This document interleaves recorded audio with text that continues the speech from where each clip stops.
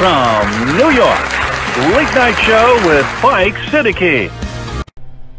Assalamu alaikum and welcome to the show. My name is Faiq Izhar Hussain Siddiqui. साहिबों, Aamir Liaquat के इंतकाल की खबर पूरी दुनिया में बड़े दुख के साथ सुनी जा रही है। एक दफ़ा दुरूद शरीफ पढ़ लीजिए, अल्लाहुम्मा सल्ली अला मुहम्मदिन व अला आले मोहम्मद। मैं उसे कैसे याद करूं? खुशी की रुत हो कि गम का मौसम, नज़र उसे ढूंढेगी हरदम। खुशी की रुत हो कि गम का मौसम, नज़र उसे ढूंढेगी हरदम। वो बुए गुल था कि नगमाए जान, मेरे तो दिल में उतर गया वो बुए गुल था कि नगमाए जान, मेरे तो दिल में उतर गया वो हिजर की रात का सितारा, वो हम नफस हम सुखन हमारा, सदा रहे नाम उसका प्यारा, सुना है कल रात मर गया वो।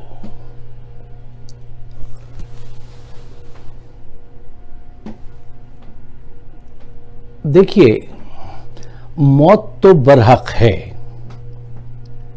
देखना ये चाहिए कि वो कैसे जिया, ना कि वो कैसे मरा। हम अक्सर ये डिस्कस करना शुरू कर देते हैं कि गैस भर गई और डोज ज़्यादा हो गई, जो कुछ भी डिस्कशन शुरू करते हैं। इससे ज़्यादा अहमियत इस बात की है कि वो जिया कैसे। वो एक इंतहाई नफीस, हमदर्द दिल, पढ़ा लिखा, पक्का पाकिस्तानी, सच्चा आशिक रसूल था। और यस, उसने अपनी ज़िंदगी को ख़राब करने में बहुत गलत फ़ैसले किए। मैं इस बात का इकरार करता हूँ, मैं ये बात जानता हूँ। लेकिन ये भी एक हकीकत है कि आज हमारी सोसाइटी जो है पाकिस्तान की, वो सड़ गल चुकी है, जिसमें अगर कोई शख्स कोई गलती कर रहा है तो उसको रोकने वाला कोई नहीं है, उसको सलाह देने वाला कोई नहीं है, उसको समझाने वाला कोई नहीं है। वो जिनका काम है सलाह देना, वो ऐसे खामोश होकर बैठ के देखते हैं और सोचते हैं अब देखें इसके रिजल्ट क्या आएंगे, इसने ये गलती की है, अब इसके रिजल्ट आएंगे, वो देखेंगे। ऐसा खराब माशरा पैदा हुआ है और सोशल मीडिया ने जो है इसमें बड़ा किरदार अदा किया है। देखिए, शोहरत हासिल करना मुश्किल काम है, लेकिन उस शोहरत को अच्छे मकसद के लिए इस्तेमाल करना वो, और उसको बरकरार रखना, वो उससे भी ज्यादा मुश्किल काम होता है। वही मशहूर तो मैडोना भी है और हेलन केलर भी थी। अब फर्क समझिए कि क्या है, किसने अपनी शोहरत को कैसे इस्तेमाल किया। इमरान खान की मिसाल हमारे सामने है कि इमरान खान ने अपनी शोहरत का कितना खूबसूरत इस्तेमाल किया है। आमिर ने भी शुरू कर दिया था, उसका बेहतरीन इस्तेमाल शुरू किया था, लेकिन बस अतराफ के लोग जिस रोज गलत मिल जाएं और खुदगर्ज किस्म के लोग, तो फिर आप गए, बड़ा मुश्किल होता है। बहरहाल वो चला गया और बड़ा रंज है कि बड़ी जल्दी चला गया। एक ये बड़ा मसला रहा है हमारे वहाँ कि ख़वातीन, ये जो सोशल मीडिया ने इतने ज़्यादा वो करीब कर दिया है कि ये ज़रा सी भी शोहरत याफ्ता बंदा हो, ज़रा सा भी अच्छा हो, क्लासिक हो, उसके पास इल्म हो, ज़रा अच्छा वो हो दिखता हो, उसको तबाह बर्बाद करके छोड़ती हैं, उसके पीछे ऐसे लग जाती हैं। और यही उसकी मुसीबत थी आमिर की भी, कि उसके, अब मैं कि बेकार सी बातें यहाँ पे क्या जिक्र करूं। लेकिन देखिए, एक और बात को समझना चाहिए, वो ये कि इस्लाम आपको 4 शादियों की इजाज़त तो देता है, मैं मानता हूँ, ठीक है ना, लेकिन उसमें इस बात की बड़ी अहमियत है कि आप 4 में इंसाफ कायम कर सकेंगे, अपनी जिंदगी में भी अपने आप को भी बैलेंस कर सकेंगे, आप टाइम दे सकेंगे, आप उनकी डिमांड्स पूरी कर सकेंगे। आप यार, एक संभलती नहीं है, दूसरी तीसरी की तरफ लोग चलने लगते हैं just because you have a money और आप मशहूर हैं। यार, ये क्या तरीकाकार है, कोई समझाने वाला ही नहीं है। 4 की इजाजत है, लेकिन बहुत एहतियात से। और अगर आप इतनी स्ट्रॉन्ग शख्सियत नहीं है, वो बड़ा मासूम था। बहुत से ऐसे होते हैं बड़ी स्ट्रॉन्ग शख्सियत, वो कर सकते हैं और वो इंसाफ भी कायम करें, ये भी शर्त है।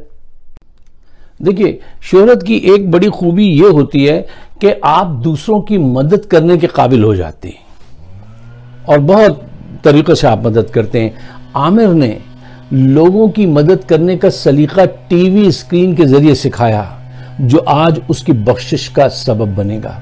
उसने इतना बड़ा इसने एक एवेन्यू खोला और उस पर ऐसी मदद की है कि वो उसके इंशाल्लाह बख्शिश का सबब बनेगा।